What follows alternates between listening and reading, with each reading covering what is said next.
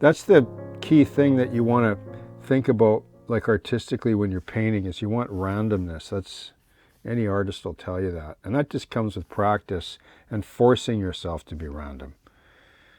We just naturally want to do everything symmetrical and even all the time because we're all perfectionists, right? In a way. But when you learn to loosen up a bit and just go random, things start to look a little more natural.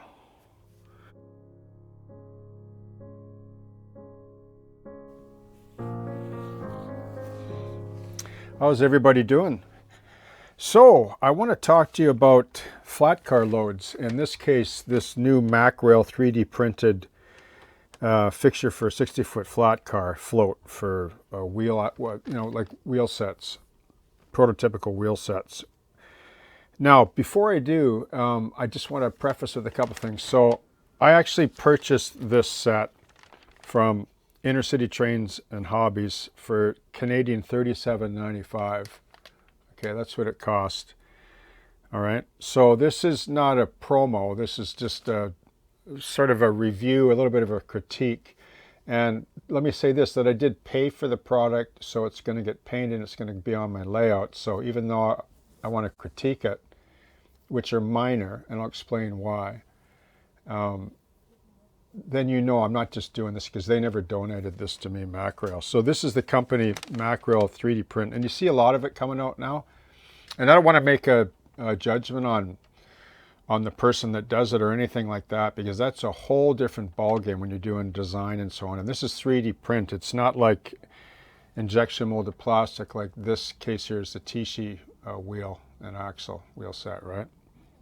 These are 3D printed. So you can see here it's got nice, nice labeling. I kind of like that. And a bonus is they give you a set of decals, which is actually quite nice, actually, if you want to, dress up your flat car. In this case, this is a Scale Trains flat car that I did. And I decided, well, I was going to put a load on this. I thought I was going to put a loader on it, but I'm going to wait. I have a loader that I want to do, but so I want to fill this up and then do another flat car. I actually quite like these by Scale Trains. They're actually really nice detailed flat cars. Okay. And they have the nice wooden deck, which you can paint these wood sheets separately, weather the deck, and then apply these. I just touch spot CA'd them in place and then wicked in matte medium along the seams, and it's good forever, right? So you can see that this float, or this wheel float, will sit on here like this, which should make for, quite a nice load, right? It'll probably have to be glued down though. There's a little bit of a deflection in it, which is to be expected. You can see it there. See there? So that'll probably be dedicated to this car, which is fine, okay? Now, I want to talk to you about these wheels, but what I want to do is I want to focus in a little bit more so I can show you, okay?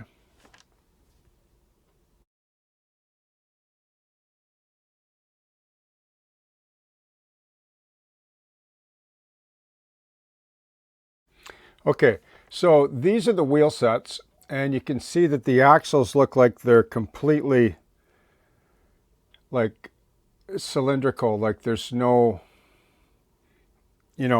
like here, I'll just show you an older wheel by TC. You can see they're actually quite nice. Like you can see the taper in the axle. Like I don't know if these are like that. These are obviously more modern, heavy duty. I'm not an expert on wheel sets. I presume the person that designed these in AutoCAD or whatever is, like they would have done that research, so I accept that. And you can see, like I'm just comparing this Tishi, of course it's a different era, but the Tishi ones are cut above for sure. Can you see why? Okay, like see the line there? See, this is a problem with 3D printing, right? See that? Now, I can live with this, and I'm going to, like I said, I paid for these myself, and I'm going to paint these, and they're going to go on my layout. And I'm not trying to critique the person that does this or anything. I think this is great. Like I bought some of their air conditioners and some of their other detail parts that are great where you won't see this because of the size. But this is one of the arts of 3D printing, is avoiding that. Now, I don't know if it's just relative to the machine or the AutoCAD software or the designer. I don't know. And I encourage them to continue because I think their work is excellent and I'm endorsing it, right? But I'm also going to critique it because that's how we pursue excellence, you know, when it comes to industry products and so on. Now you can see on this side it's not quite as bad, see? But on this side it's quite pronounced. Now if I just painted them dark brown like these TC ones, I mean look at the TC ones, there's actually font, like embossed font on the wheel. I mean, people say 3D is awesome, and it is. I have 3D products that I'll be painting and doing down the road. But don't underestimate the old injection molded plastic. There's still a cut above 3D print in my experience. So, you know, let's just not, you know, rush to the ball game just yet. Now, there is a little bit of standoffs on here. I didn't do all the axles because there's quite a bit of work. There's like 26 wheel sets. But I did have to sand. There were offset nubs on the hub, which will probably show. And I have to touch these up, like sand them away. Like there was a few on the axle that I did. So, you know, just to clean them up. And I'll tell you why. Like some would say, well, it doesn't really matter. They're going to be painted anyway and whipping by, you know, on the merry-go-round. Well, no, not on my layout. I do shelf layout. I'm more of a discerning, you know, fine scale modeler. So I can hide that line. If I paint these wheels dark rail brown like that, you probably won't notice them when they're on the float. However, as soon as you put a wash on, like if you put an orange wash, like their newer rust, that's going to really pop out, right? So that's why I have a problem with that. So just want to encourage, you know, designers that, you know, it's like don't panic, right? It's evolving a product and it's the way it is because I'm a modeler, right? I'm a traditional scratch filler and I know, so I understand. So I'm telling you that these are excellent and most of the stuff they do is excellent, but that almost was a deal breaker for me. Now, let me just show you one other thing. So here's the worst one. So this, you can see there's almost a cross on there. And then you can see there's gouges. So this slipped through. I mean, it would have been nice if they replaced it with another one, right? Because, why? Well, because it's $37.95 and I expect that, all right? However, having said this, I think they're excellent. I can paint that, I can hide that, because as you see on the float, the wheels, you know, you can sort of hide them. They're sort of offset. But, you know, see the line there on the back of the wheel? Okay, let me just zoom out for a second.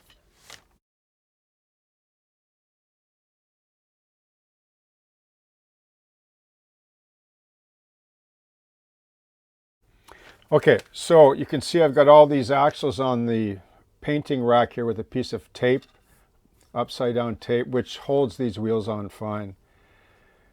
So what I'm going to do is I'm just going to paint these down. I'll probably, I don't know how I'm going to do with the wheel tread. Some of them are orange, like fresh rust, because they've just been turned off a lathe. And they don't coat them, so because they go back on the rail and they get rubbed clean anyway.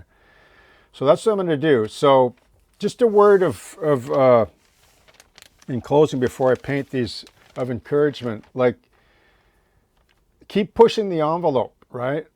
Like push to excellence. Like don't get bogged down by perfection, but push the curve, the excellence curve, because there's a lot of 3D stuff out there and it's really not as good as people make it out to be. I would say that these are pretty good. Like I would rate these on a scale of 1 to 10, like a 8 out of 10. But that's just my opinion and my take as a modeler.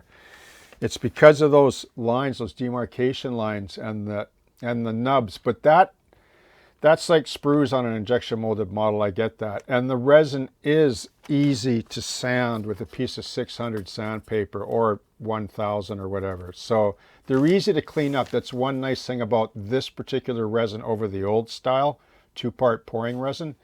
So will I buy a MacRail again? Oh, absolutely. I already have other MacRail. I got air conditioners and some other objects that I bought that I'll probably use on some of my locomotives. So keep pushing the envelope. Maybe have a look at that. Like, just do a little more quality control, and I think you'll be well on your way. And I wish all the success to you in the future in this great hobby that we all share.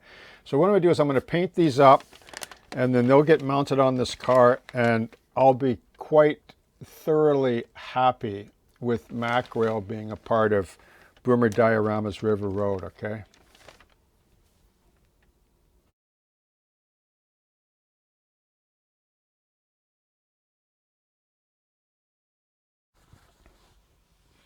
Okay, how's everybody doing? So we're getting down to the end here with these, and I'll just move this flat a little bit out of the way here. I'll just show you these wheels. So what I did here is I mounted them on this piece of wood here. It worked out okay, but then I had to flip them around again, and I just put a little bit of matte medium under each axle, just a dab, just to hold them on better, because I was, putting lots of washes on these, and it really makes a difference. There's other methods I'm sure that people use when they paint these. It's fine, but I've always done it this way. So once you're set in your ways, it's hard to change. Anyway, this works out really good, this particular method that I use. And you can see that they turned out pretty good, eh? Like better than I thought, actually, in some ways. I mean, I know I was picky about the quality of the wheels, but that's okay, though. They're still really excellent, like I said before, and they're going to find a home on my layout. And I like I say, I like MacRail. I like what he's doing there. And, we all need encouragement, but we all need a little critique now and again, too. So now, you can see that what I did here was I applied quite a few different well, not that many. I used this rust, this light rust, my go-to burnt umber. I even used a little bit of this sky blue on the rims before I put on this aluminum. Like, they're quite varied, eh? Like, you'll see these wheels, like some are rusting, some aren't, like, because they're out in the rain and the steel, gets that orangey rust on them. But, you can paint away forever, and, you got to stop at some point. And then you can see that just 7 of these, I added the blue bearing caps. There's different, I don't know why they're different colors, to be honest with you. These are just sort of an oxide red like this float is. So I thought I would just add those in, just an extra sort of random touch, sort of artistically on the car. Now I just get to just pick these off like this, and I'll show you what I'm going to do and how I'm going to mount them. So before I do, though, I just want to point something out, a couple things. So I like to use these, like I don't use pastels, like very rarely, but I do like the Tamiya stuff, as you know.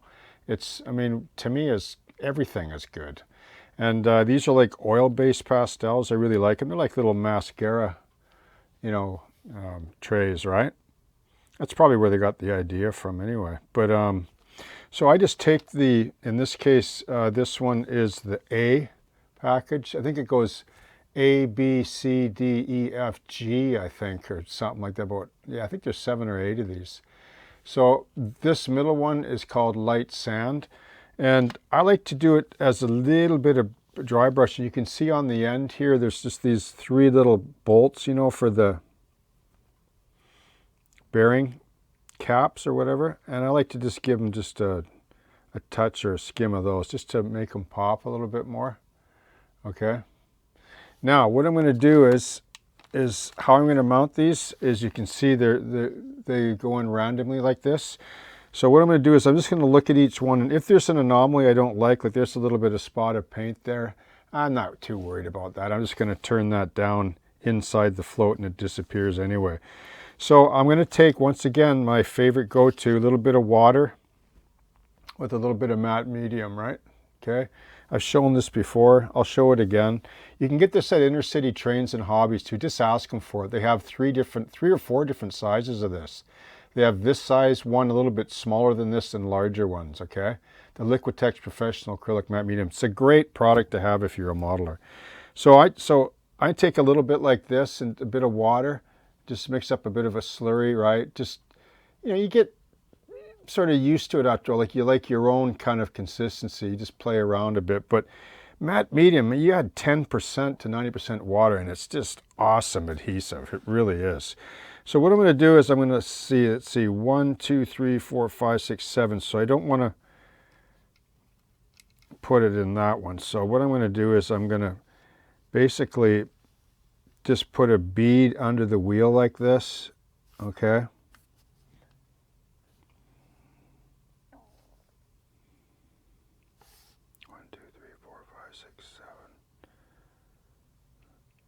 I'm going to drop it in, and then I'm just going to take a bit more, and I'm just going to flood into the wheel slot there. Excuse my big fat hand. Sorry if there's a shadow there. So that's plenty enough. Like, these will never come out. Like, if you flood them good with diluted matte medium, like, they're just not going to come out. You might be able to pry them out if you ever have to, and especially if they're still wet, but they're good to go. Like, they're going to stay, right? So you can see there's a little bit of matte medium because when I sort of reinforce them onto the tape, but you can't really see it. It's sort of transparent, and then I'll just roll it. I'll roll it because isn't that neat how one is sort of a little bit different than the other? That's the key thing that you want to think about, like artistically when you're painting, is you want randomness. That's, any artist will tell you that. And that just comes with practice and forcing yourself to be random. We just naturally want to do everything symmetrical and even all the time because we're all perfectionists, right? In a way. But when you learn to loosen up a bit and just go random, things start to look a little more natural. Okay, so that's what I'm going to do. Just going to have fun putting those in like that. And then just to show you, so I got 7 blue ones here. So we're going to put a couple of blue ones. I'll just put this one here for now, just so you can see. It's just a nice little change, right?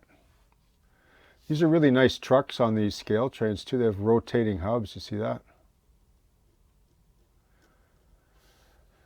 Okay, so that's going to do, and this will be a nice car. And if I want to use this for operations, just in closing, I'll just get another one. I could change the number, the last digit or something, just to, like interchange it. If I'm going to be picky like that, where the wheels get dropped off. But then this is fixed to the car anyway. So, and I don't want to be taking wheels on and off. So you can do whatever you want with that, okay? So now that these are all going to be done, let's have a look and see in closing what it looks like on the layout, okay?